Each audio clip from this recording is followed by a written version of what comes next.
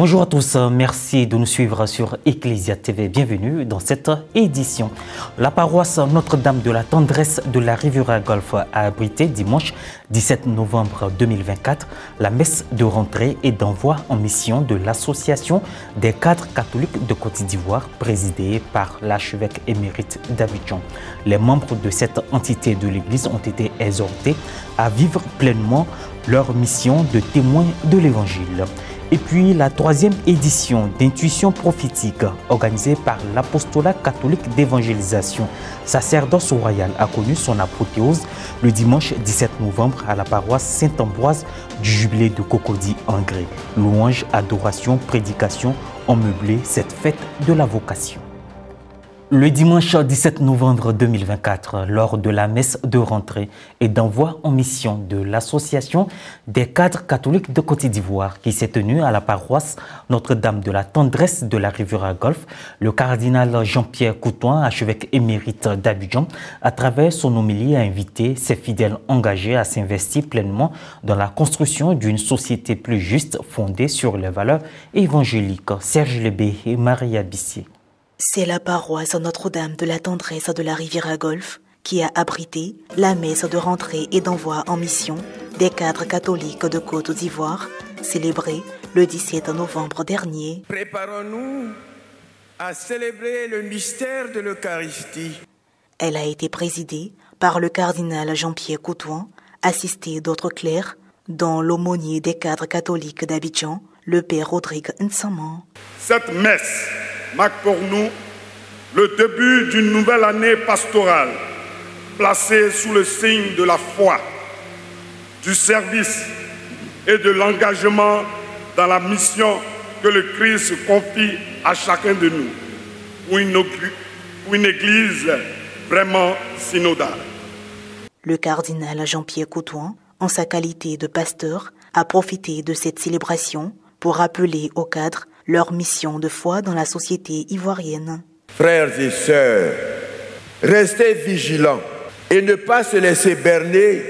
Voici l'invitation que je voudrais vous adresser à l'occasion de cette messe de rentrée pour les cadres que vous êtes. En effet, les défis qui attendent notre Église de Côte d'Ivoire, avec les perspectives des prochaines élections de 2025, doivent vous trouver vigilants. Mais plus près de nous, dans le quotidien de nos frères et sœurs, vous, en tant que cadres catholiques, comment percevez-vous les interrogations et quelles solutions leur proposez-vous face aux mirages et aux autres distractions qui pullulent un peu partout sur le net? Le message de l'archevêque émérite d'Abidjan revêt une portée particulière à l'approche des élections de 2025 où les tensions pourraient affecter la cohésion sociale. Plusieurs interventions ont marqué les rites de fin, notamment celle du président du bureau exécutif national de l'Association des cadres catholiques de Côte d'Ivoire. Tous les membres de notre association, tous les travailleurs et travailleuses, honorables cadres catholiques de Côte d'Ivoire, par ma voix, voudraient vous exprimer, Éminence Jean-Pierre Cardinal Coutoin, leur profonde gratitude et leur sincère remerciement pour vos conseils avisés, exprimés au cours de votre homélie, pour vos orientations, vos suggestions, mais aussi pour vos alertes et vos rappels prophétiques quant au caractère capital de notre mission. Éminence, soyez assurés que vos paroles ne nous laissent pas indifférents et nous nous engageons fermement à tout mettre en œuvre pour réaliser ce à quoi vous nous appelez. À cette même étape de la célébration, un hommage a été fait à feu Monseigneur Richard Anou, chapelain de sa sainteté, qui a été inhumé le 19 novembre dernier. Chers frères et sœurs professionnels, vous tous les travailleurs, les travailleuses de Côte d'Ivoire, vous tous les cadres catholiques, que vous soyez ministre, que vous soyez dans l'armée, que vous soyez ingénieur, que vous soyez dans l'administration publique, que vous soyez même en libéral, que vous soyez juriste, et que sais-je encore, nous avons une part noble à jouer, à porter. Il s'agit de porter l'évangile dans nos milieux professionnels, dans tous nos milieux professionnels, et d'être effectivement et généreusement présent dans tous les pôles décisionnels d'action de notre pays, la Côte d'Ivoire. Et l'Église catholique de Côte d'Ivoire a besoin des cadres catholiques. Je voudrais, avec les cadres catholiques, tous ensemble bénir le Seigneur pour cette Eucharistie très priante qui nous met en mission en fait. C'est vrai, les archevêques, les cardinaux ont fait leur part, les évêques ont fait leur part, les prêtres ont fait leur part, mais nous, laïcs, devons également jouer notre rôle dans la société. Ces cadres, en tant que piliers de l'Église et acteurs influents dans leur milieu, sont exhortés à porter un regard attentif sur les aspirations de leurs contemporains. Par un leadership éclairé et une foi vivante, ils sont invités à accompagner la jeunesse et les populations dans une quête de justice, d'amour et de solidarité. Je vous le disais en titre, l'apothéose de la 3e édition d'Intuition prophétique placée sous le thème « Et moi, je suis avec vous tous les jours jusqu'à la fin des temps » a été un moment de grâce pour tous les participants. Du 15 au 17 novembre à la paroisse Saint-Ambroise du Jubilé de Cocody-Angré, les fidèles ont été édifiés sur des enseignements prophétiques. Compte rendu, Guy Rochiao.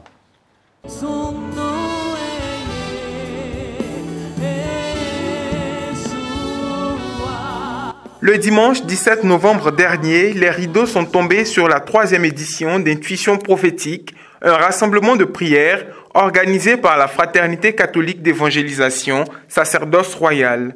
Je suis avec vous tous les jours jusqu'à la fin du monde, Matthieu 28, verset 20, tel était le thème de la rencontre qui s'est tenue à la paroisse Saint-Ambroise du Jubilé d'Angré. Elle a été ponctuée par des moments de louange et d'adoration dirigés par les chantres Cécile Zago et Zoé Nathanaël, soutenus par le chœur Kéroubim de la Fraternité.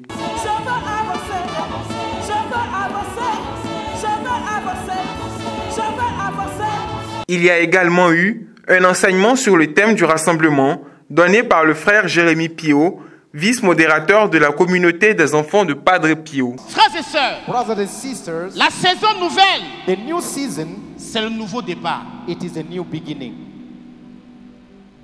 La saison nouvelle, the new season, c'est le temps favorable. Is the good la time. Saison nouvelle, the new season, c'est l'opportunité que Dieu te donne.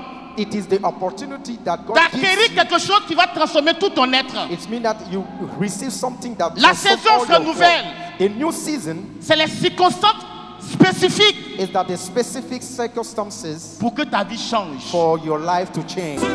Mon Dieu, je veux faire ton œuvre. Je suis prêt. Je veux faire ton œuvre. À la fin de cet enseignement, le chantre Guy Chris Israël a conduit un autre temps de louange et d'adoration. Le frère Abraham Marie, fondateur de la fraternité, met l'accent sur la différence entre les programmes de prière organisés par la fraternité et explique le choix du thème. Le Kairos, c'est chaque 3 mois. Vous voyez que le vendredi et le dimanche qui arrive, le temps, on passe, après la fête du Christ-Roi, on passe à un nouveau temps liturgique. Et vous voyez que nous allons rentrer dans le Kairos de la 37e édition, qui permet aux chrétiens de se préparer pour recevoir Jésus-Christ à Noël. Le temps que nous venons de vivre est intuition prophétique, c'est de valoriser la grâce baptismale, c'est d'aider les chrétiens à comprendre leur identité de chrétiens et de permettre à tous ces chrétiens-là d'exercer le pouvoir, l'autorité qu'ils ont en tant que prêtres, prophètes et rois. Le pape a donné à tout le monde vraiment de se lever dans la prière et de prier et de jeûner.